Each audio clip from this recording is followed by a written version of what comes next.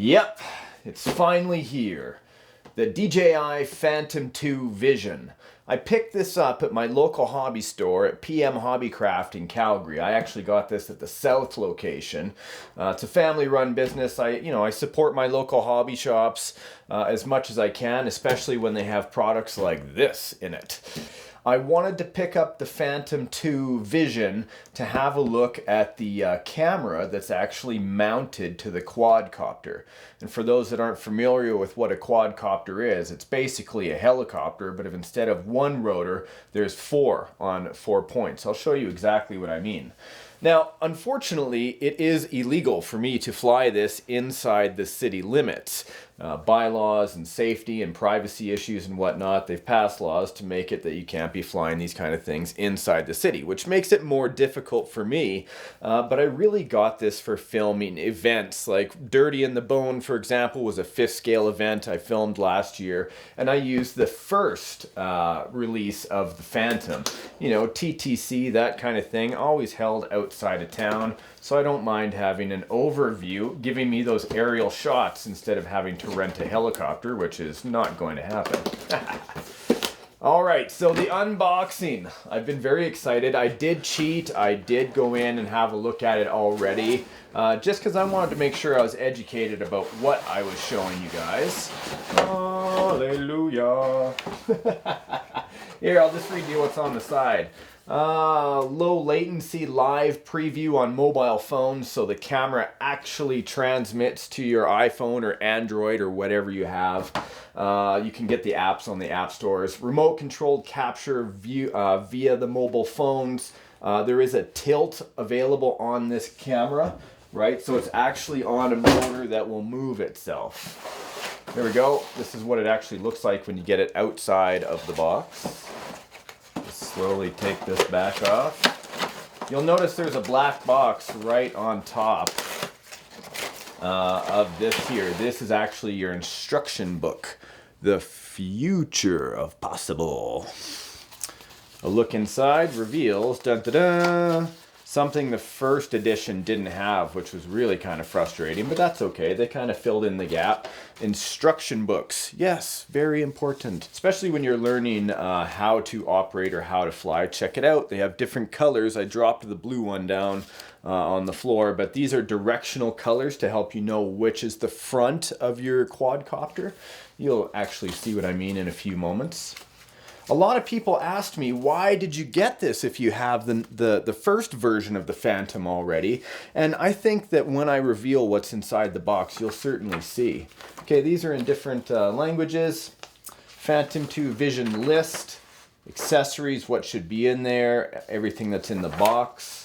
The disclaimer, I'll go through that, not with you guys though. Pilot training guide. I did not have a look in here, but I can actually see that it's instructions on how to fly and how to orient yourself. I'm glad they actually have this because it was really trial and error the first time I got my Phantom. Now let's get to in the box. Dun, dun, dun, dun. Dropping it on the floor. Okay, inside the box, which is actually quite heavy.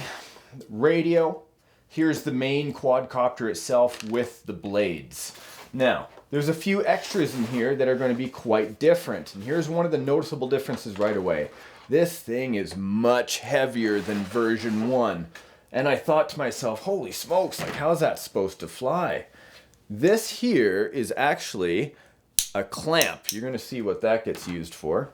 We'll take out the radio, which now has a cover around the whole thing, which actually gives you instructions on how to start your Phantom and, of course, you know, how to orientate yourself with the direction that it's flying.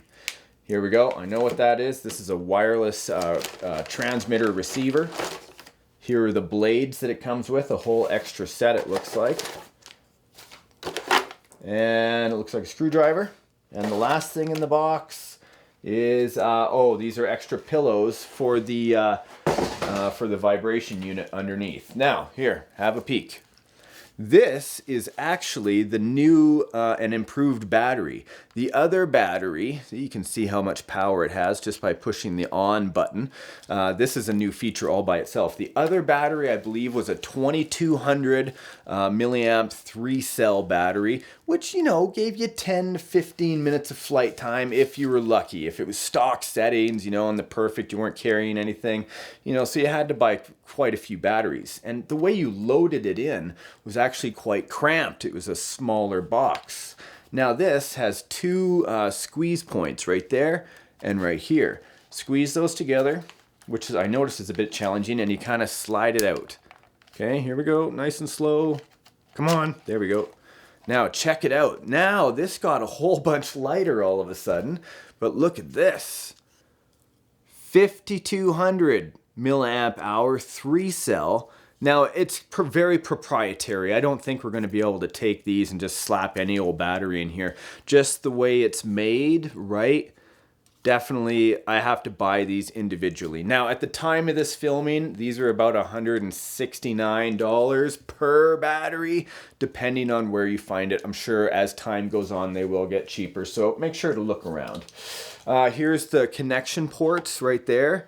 No more having to get in there and solder in different connection ports. You just simply slap this in, from what I understand, because I haven't used it yet, and there you go. You can check the battery power just like that. Now, underneath, the main event. Here we go. You can have a look at this. Ta-da! This is the all-seeing eyeball in the sky. Yes, it's a camera on an anti-vibration plate. That's what those pillows were that I pulled out earlier of the bag. This kind of tries to absorb the vibrations. If you have any unbalanced props or if you're in the wind or something like that, you know, it kind of helps out. Now, the way this works, see, there is a battery, a cable that comes down here. There is an included SD card that comes in the back. It's a micro card. You do have to buy a separate card scanner, from what I understand, to fit into your computer to delete files or to view these. Or else you can just, you know, view them through your mobile, but you cannot delete the files from your mobile. Not yet, at least. Here's where you turn the camera off and on and the Wi-Fi off and on. And of course, the lens itself, from what I understand, is a 1080p HD. I hope that's right. As far as I read, I think it's 1080p. I know it's 1080 for sure. That's why I got this. If you look online, a lot of people already have like review videos. This is certainly not a product that has not been done before, but for the studio, that's for my purposes of filming RC with RC, I really wanted to do this. Now, on my first one, I was able to mount a GoPro, and I'll show you that in a moment.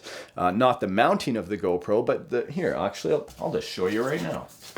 Move this out of the way. Here, this is what I was going to show you. Remember those color bands I showed you? Here, these ones right here.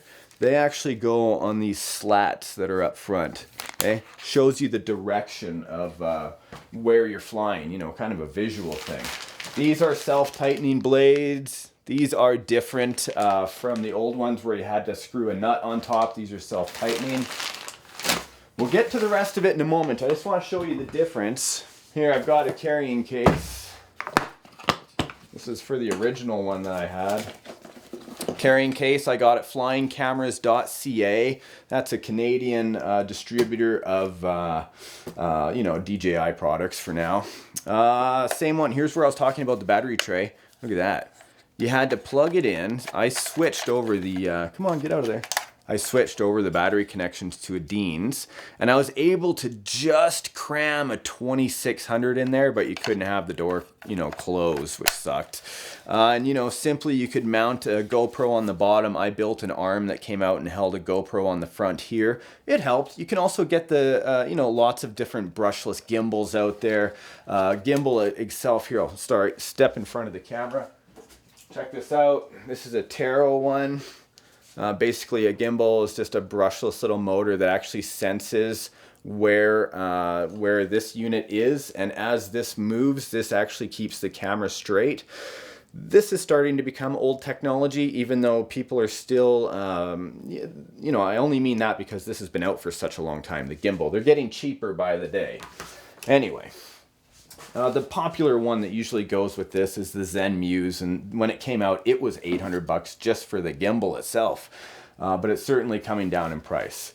Here, this is what I was talking about, the blades. These are the screw tops. You don't have to use those anymore. Well, apparently they're self-tightening. Now this whole thing, I did dirty in the bone with this particular unit right here. This is a little bit different. It's the same layout, didn't come with the surround that shows you everything. And the buttons are different. This is GPS, ATTI, blah, blah, blah. For those that have one, you understand what I mean. But for those that don't, it just has to do with the GPS and location sensing of this whole unit. Now, I did order up a new case for this DJi because when you're putting that kind of money into this kind of stuff, you want to make sure it's protected properly. So this here, I'm going to show you, now that we got that out of the way, check it out. This has a little holder on the back.